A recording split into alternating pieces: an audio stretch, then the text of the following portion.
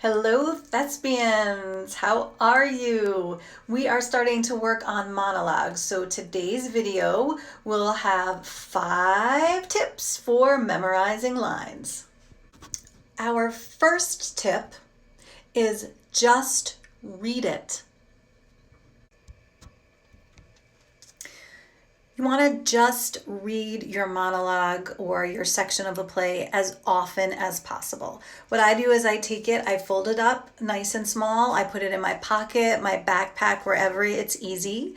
And I would just read it constantly when I was on the train, when I'm waiting in line. Basically, anytime that you're standing around, you're bored, and you're going to check social media, read your monologue instead. And just think of what impressions it gives you. So this is a monologue from the play The Crucible, and it's the character of Abigail, who's one of the leads, and she is, let's say, feisty. So I'll read this and then we'll think how it affects us. Our first impressions are really important. Here we go. Now look you, all of you, we danced, and Tituba conjured Ruth Putnam's dead sisters, and that is all. And mark this, let either of you breathe a word or the edge of a word about the other things, and I will come to you in the black of some terrible night, and I will bring a pointy reckoning that will shudder you. And you know I can do it.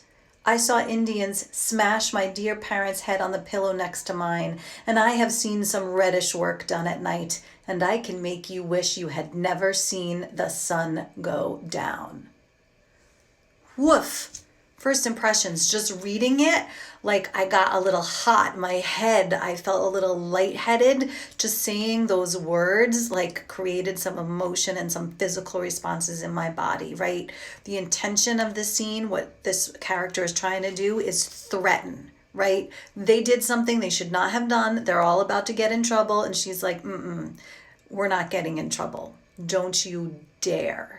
So that's like my first impression, and I want to keep this with me. I want to just keep reading it and reading it, because the more you read it, the more familiar you will become, and you're going to just know that you're going to start having the lines in your head. Your body will just start to have some of it memorized, and you're 50% of the way there. Tip 2, do your research.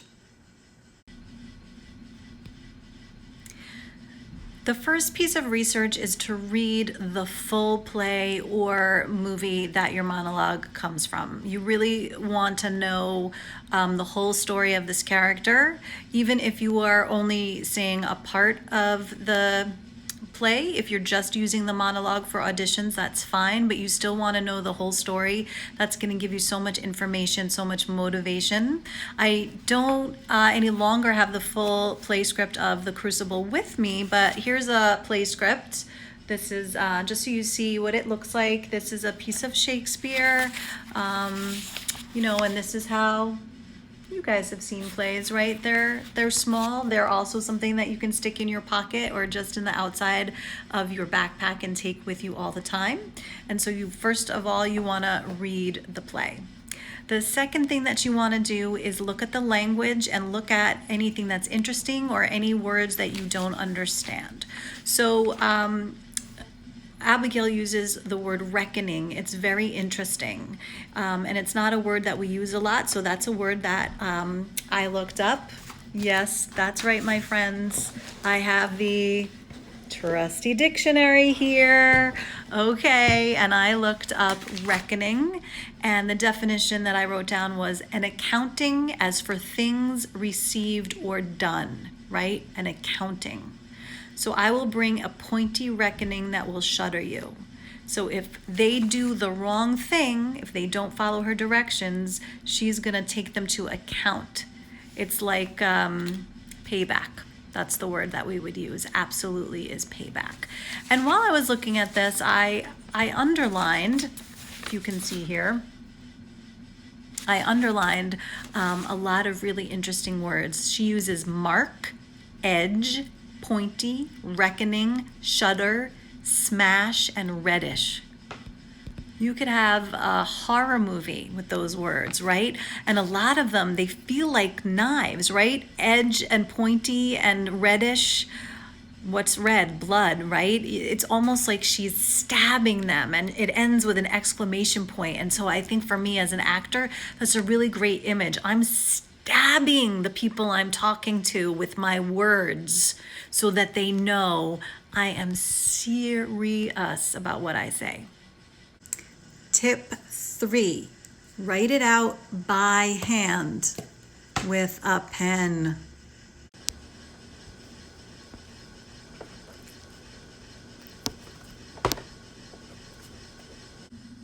It may seem tedious, but writing the monologue out by hand will actually help you in the memorization process. It will connect your mind and your body to what you're doing. And I'll send you an article on this. It's actually scientific that if you take notes by hand, you actually retain the information better than if you take notes on a computer. So think about that when you get to college and you have the option to take notes in class in a notebook or with a computer. Using the notebook will actually help you retain the knowledge. Tip 4, memorize line by line. So I like to start working on a monologue line by line. I take sort of the first phrase, the first sentence, if it's long. If you're doing a poem or something that's written in verse, you can just do one line. And I read it to myself, and then I close my eyes and I try to think it and say it back. And I do that until I get it perfectly, and I go on to the second phrase or line. When I get that, I go back to the top and I go through. Then I start on the third line. When I get that, I go back to the top again. So by the time I've gotten to the bottom of the monologue, I've said all the lines before it multiple times. So for example, I would read, "Now look you, all of you, we danced, and Tituba conjured Ruth Putnam's dead sisters, and that is all." Now look you, all of you, we danced, and Tituba conjured Ruth Putnam's dead sisters, and that is all.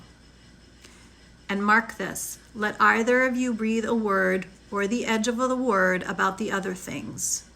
I think that's enough. That's a good chunk. I'm going to stop there, even though it's the middle of a phrase.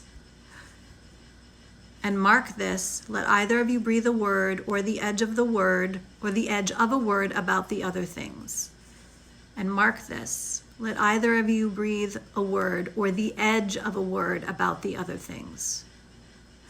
Now I forgot the first line again, so I can check. Okay, now look you, all of you, we danced, and Tituba conjured Ruth Putnam's dead sisters, and that is all. And let either of you breathe a word or the edge of a word about the rest. Oops, see, I got it wrong.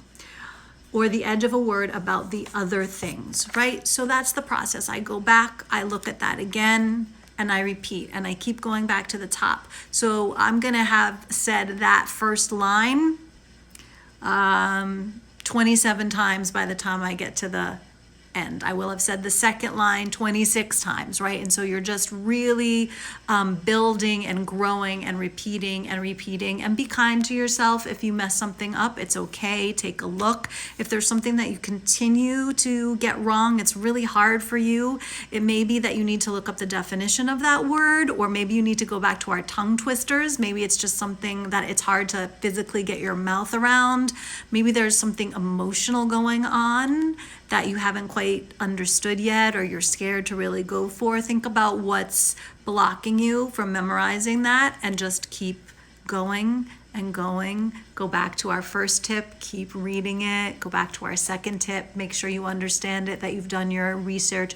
Go back to our third tip, write it over multiple times. And then our fourth tip, which is starting from the top and going line by line.